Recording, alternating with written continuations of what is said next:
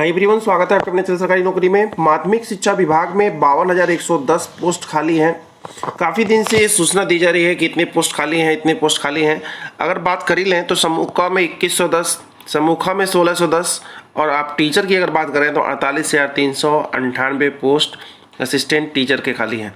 इतना ज़्यादा पोस्ट जो है टीचर के लिए जो खाली है, तो निकाला क्यों नहीं जाता है, इसको भी जान लेते हैं। तो जैसे ही चुनाव वगैरह नज़दीक आते हैं, ऐसा लग जाता है कि 1-2 साल बच गया है चुनाव आने में, तुरंत ही ये सब सूचना धीरे धीरे जारी कराते हैं मीडिया के माध्यम से कि इतने सीट खाली हैं, शिक्षक के इतने खाली हैं, पुलिस के इतने खाली हैं, ताकि 6 महीना साल भर तक ये बताते रहें, सबको याद दिला दे इतने इतने सीट खाली हैं। तब जब वो चुनाव के समय अपने भाषण में वो बातें फिर शामिल करें कि इतनी इतनी सीट खाली है, तो सबको लगे हाँ सही बोल रहे थे। तो जब चुनाव का समय आ जाता है, फिर ये वैकेंसी निकालते हैं और उस समय एग्ज़ाम करा करके वैकेंसी को वही ठप कर देते हैं। फिर इंतजार करते हैं कि 2-3 साल बीते, फिर वैकेंसी का कोई रिजल्ट निकाल करके नियुक्ति प्रक्रिया को आगे बढ़ाया जाए। तो यही हमेशा होता आया है और यही हमेशा ये लोग करते हैं।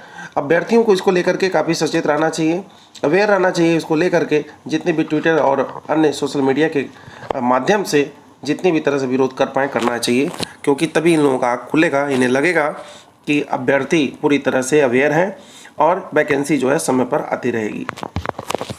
अगर बात करें तो 106 विद्यालयों में 320 पोस्ट खाली हैं। मामला प्रयागराज का है।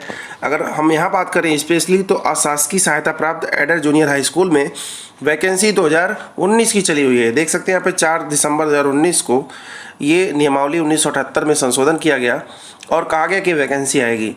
अभी 10 महीने बीत गए, तो ऐसे ही साल, 1.5 साल, 2 साल तक बताते हैं कि वैकेंसी आ रही है, आ रही है, आ रही है, तो वैकेंसी निकालते नहीं हैं। बस मामला यही है कि वो चाहते हैं कि वैकेंसी 2-3 साल, 4 साल तक चले।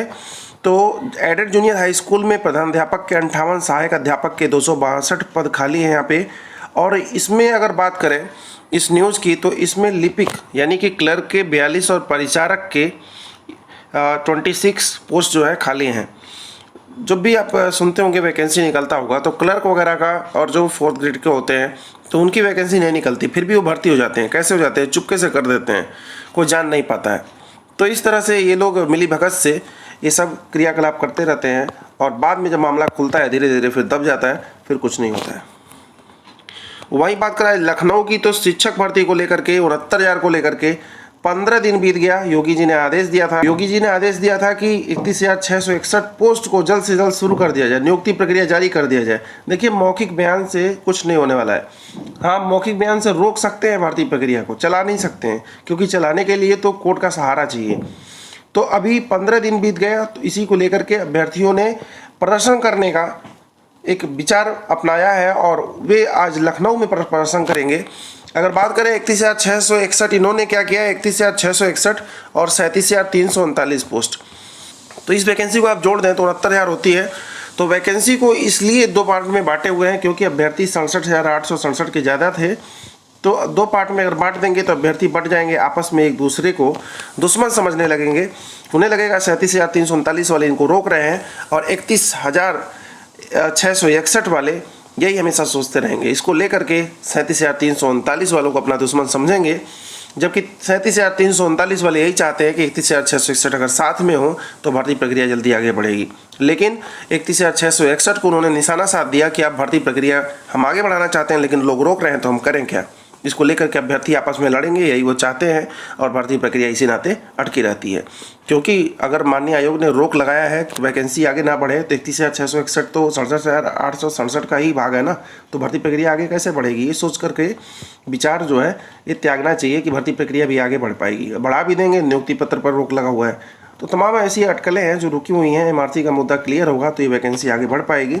अगर आज बात करें तो आज हाईकोर्ट के लखनऊ खंडपीठ में आज आंसर की मुद्दे की सुनवाई है। आंसर की मामला काफ़ी दिन से पेंडिंग में था, उसको समय नहीं मिल पा रहा था, मौका नहीं मिल पा रहा था कि सुनवाई उसकी हो, तो अब उसकी डेट मिल गई। आज मामले की सुनवाई होनी है, देखिए कब तक हो पाता है। वहीं जो सुप्रीम कोर्ट में जो आदेश रिजर्व किए गए हैं, किसी तरह से रिजर्व हुआ और धीरे धीरे देखिए लंबा समय बीत गया। उस मामले को सुनाया जाना है 12 अक्टूबर को, इसकी डेट लगी है। उस दिन भी मामला देखिए सुना जा पाया जाएगा या नहीं, क्योंकि मामले को सुनाने की जो विचार होता है, अगर विचार ना बनाया जाए तो मामला कैसे सुनाया जाएगा। तो अभी कोई विचार नहीं है उसको सुनाने का, क्योंकि उसको भी लटकाने का फुल प्लान है, इसीलिए वो मामला अभी लटका हुआ है। एमआरसी का मुद्दा जैसे ही क्लियर होगा तैसे ही सब मामले आगे बढ़ पाएंगे। एक चीज़ और याद दिलाएं तो 4000 वैकेंसी उर्दू शिक्षक की, उर्दू टीचर की वैकेंसी जो है 2017 की ही रुकी हुई है। योगी जी ने मौखिक आदेश दे दिया वैकेंसी को रोक दो, वैकेंसी रुक गई, लेकिन अब वैकेंसी आगे नहीं बढ़ सकती है। तो ये मौखिक आदेश से रोक सकते हैं वैकेंसी को, आगे नहीं बढ़ा पाते हैं, क्योंकि आगे बढ़ाने के लिए तमाम उसमें अटकलें आ ही रहती है जिसको ये सॉल्व नहीं करा पाते हैं, इसीलिए वैकेंसी आगे नहीं बढ़ पाती है। तो फिलहाल अभी के लिए बस इतना ही, धन्यवाद।